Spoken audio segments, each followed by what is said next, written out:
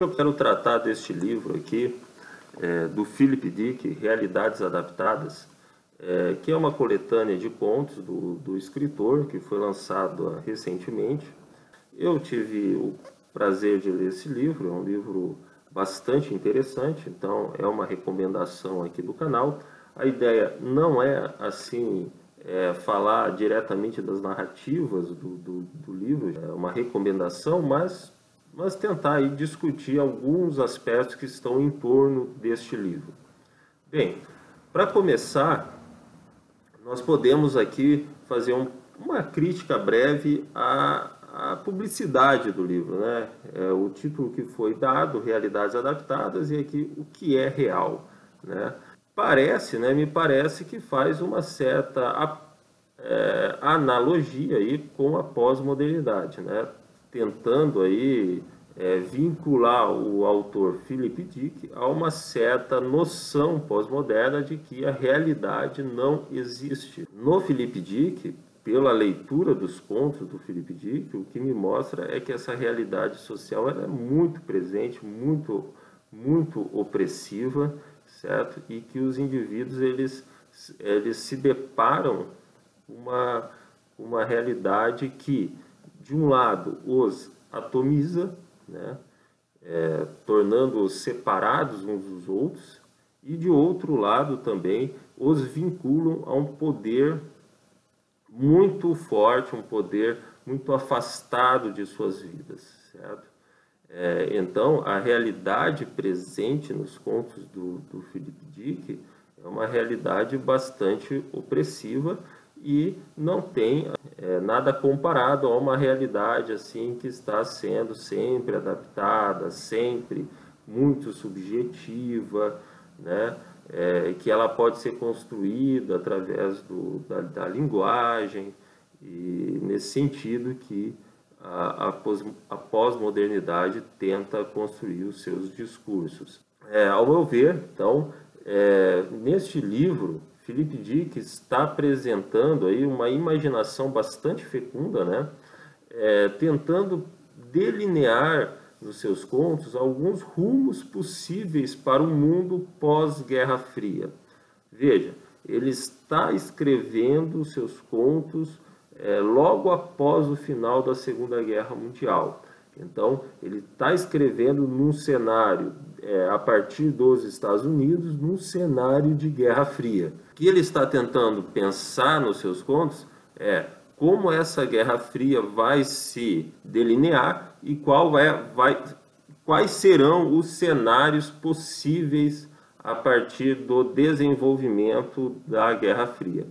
Bem, então, Philip Dick ele está pensando um mundo bastante concreto, bastante real, que ele está vivenciando, só que criando, a partir dessa sua experiência histórica, uma realidade distópica, ou seja, longe de uma utopia onde todos viveriam felizes, viveriam satisfatoriamente e tudo mais.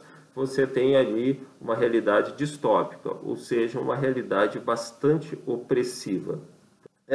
Então, nós podemos perceber nesses contos tanto o ambiente social onde eles foram escritos, certo? Quanto o contexto político deles, que a gente pode caracterizar como a emergência de um governo mundial, e aí você tem, ao final da Segunda Guerra Mundial, né, a emergência aí da ONU. Nos contos, você vai perceber esta presença aí de um governo mundial, e um governo mundial com um poder policial muito forte e, ao mesmo tempo, altamente burocratizado. Ao mesmo tempo, a presença de grandes empresas detentoras aí de tecnologias bastante sofisticadas. Então, ele apresenta um mundo social que você tem, ao lado de um governo mundial, a presença de grandes empresas, então, detentoras aí, de tecnologias aí sofisticadas, certo? De outro lado, você tem a atomização dos indivíduos, ou seja, a separação social dos indivíduos. É como se os indivíduos estivessem bastante separados uns dos outros no contexto social e mais, então, fortemente vinculados a estes poderes centralizados, né, que são representados pelo Estado e pelas grandes empresas. Philip Dick, então, pensa esta sociedade distópica aí como um contexto que seria o contexto social pós-Guerra Fria. O que a Guerra Fria levaria à criação, qual mundo a Guerra Fria poderia criar, né? Então, Philip Dick não acredita, por exemplo, que apenas aí o fim do nazismo, o fim do Estado nazista e da utopia nazista seria suficiente para uma situação social de maior liberdade individual. Não, ele está bastante pessimista quanto a isso, né, nos seus contos. O que chama atenção bastante nos contos do Philip Dick é o estado onipresente, um estado que está sempre presente na vida individual, certo?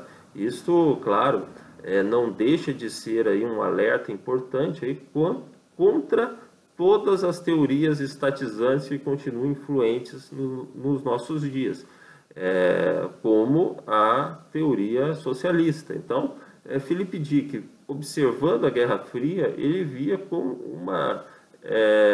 uma agudeza bastante grande de que teorias totalizantes, teorias estatizantes, elas poderiam se amalgamar com o capitalismo, com grandes empresas, e o fim das liberdades individuais.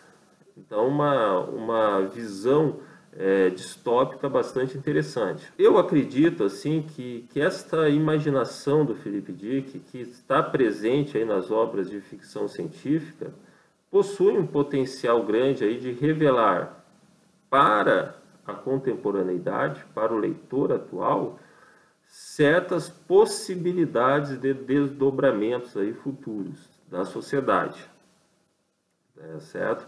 Então, esta capacidade da ficção científica de problematizar e de mostrá-los na decorrência do que eles podem acarretar, dos problemas sociais hoje e atuais, ou da época que o escritor estava tratando, o que esses problemas podem acarretar, eu acho que perceber isso na obra de ficção científica, então separa uma ficção científica ruim, descartável, de uma boa ficção científica, certo? Então, acredito que o Philip Dick aqui, ele esteja aí fazendo uma ficção científica de alta qualidade, né, para o gênero de ficção científica, certo? Agora, embora, né, e aí uma crítica que a gente possa fazer, os dramas psicológicos dos personagens que vivem nesse estado bastante centralizado, nessas situações opressivas tão fortes, eles não estejam ali bem desenvolvidos nos contos. Então você não vai encontrar no Philip Dick uma descrição psicológica, uma descrição emocional dos personagens, certo? O que tem de melhor nele é essa descrição social, essa descrição distópica do ambiente social onde os personagens estão inseridos. Então, voltando um pouco aqui para a chamada publicitária da obra, né? Ela apela bastante aí para o fato dos contos terem sido utilizados como inspiração para roteiros de grandes produções de Hollywood. Mas não é nisso aí que a gente vai encontrar o valor dessa obra, né? Embora Philip Dick seja um escritor aí bastante inspirador de roteiros de Hollywood, aí o mais famoso é claro o Blade Runner, que também aí, se você for observar o filme, né, tem até uma nova versão. Se você for observar o filme Blade Runner, você vai ver ali a presença de uma grande empresa bastante poderosa e alguma digamos assim, os problemas que essa grande empresa aí acarreta na realidade social. Então, nem o valor da obra aí está nesta aparente discussão sobre o que é a realidade, certo? Ou sobre o questionamento da existência do real que está aí presente no título da coletânea e na apresentação que é feita no livro ao leitor, né? Bem, para mim, né, nesse ponto aí, trata-se de uma concessão à filosofia da linguagem contemporânea que vê a materialidade do real como algo construído discursivamente. Se é possível discernir uma realidade subjacente numa obra de ficção científica, uma realidade que os indivíduos, os personagens estão postos, né, que faça sentido para o leitor atual, não é um ambiente social totalmente fictício, totalmente construído pela imaginação do Philip Dick. Não é isso. É um ambiente social que tem que fazer sentido para o leitor atual, certo? Então ele tem que ter, mesmo a construção distópica do Philip Dick, ela tem que ter uma relação com a realidade que é vivida pelo seu leitor. Por quê? Porque a partir disso é possível visualizar possibilidades de desenvolvimento de problemas que mantêm a atualidade desde a época em que foram escritos. Ou seja, a atualidade destes contos de Philip Dick estão nisso que foi colocado a princípio, ou seja, a existência centralizadora do Estado cada vez mais presente na realidade social e a existência também dessas empresas, grandes empresas, detentoras de grandes tecnologias cada vez mais poderosas e que podem, de alguma forma, controlar a vida individual. Então, esta existência ela permanece atual, né, desde a época que foi escrito e isso dá é disso que nós podemos encontrar valor nesta obra. Então, deste modo aí, os contos foram publicados em plena vigência da Guerra Fria, entre os anos de 1950 e 1960, que, ao meu ver, é uma época aí de maior produtividade e genialidade desse gênero literário, né? Dentro desse gênero literário, né? Então, a imaginação de Philip Dick, então, o leva a conceber um universo social onde o conflito entre a presença desse Estado centralizador, certo? E de outro lado, a presença de grandes empresas que hoje nós podemos ver como uma união, ele está vendo num cenário possível a possibilidade dessas duas forças concentradoras de poder estarem em disputa. Tudo bem? Então, neste mundo, haveria sim uma grande concentração de poder nas mãos de uma estrutura estatal, mas global, não nacional, mas agora global, e também uma grande concentração de poder nas mãos de grandes empresas metacapitalistas, certo? Detentoras, mais uma vez, ressaltando, de tecnologias capazes de controlar a vida humana, até os seus aspectos mais individualizados, como a memória, né? E aí você vai perceber que a possibilidade de controlar a memória, ela só vai ser possível num cenário social onde os indivíduos perdem as referências históricas, onde não há referências históricas e onde não há relações sociais possíveis de resgatar a memória real das vivências dos indivíduos. Então, num cenário social onde os indivíduos estão atomizados, é que é possível, para um dos contos aqui do livro, o indivíduo ter a sua memória modificada, né?